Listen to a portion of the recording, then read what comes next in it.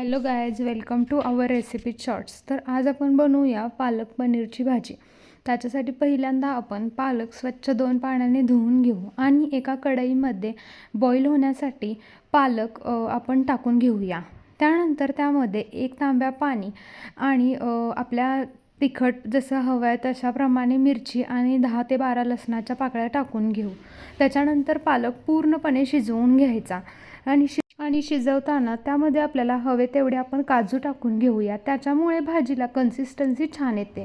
त्यानंतर ते काजू आणि जे आपण पालक बॉईल केलं होतं ते मिक्सरमधून बारीक करून घेऊया. त्याची छान अशी फाईन अशी पेस्ट बनवून घ्यायची. त्यानंतर एक कढई घेऊन त्यामध्ये आपण 2 चमचे तूप टाकून घेऊया आणि तुपाने पालक पनीरची भाजी एकदम छान लागते.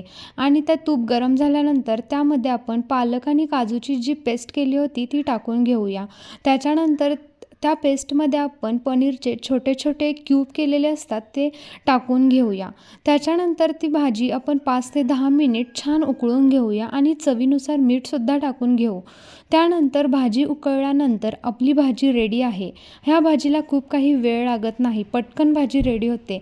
अशाच नवनवीन रेसिपीज पाहण्यासाठी लवकरात लवकर आपल्या चॅनलला सबस्क्राईब करा.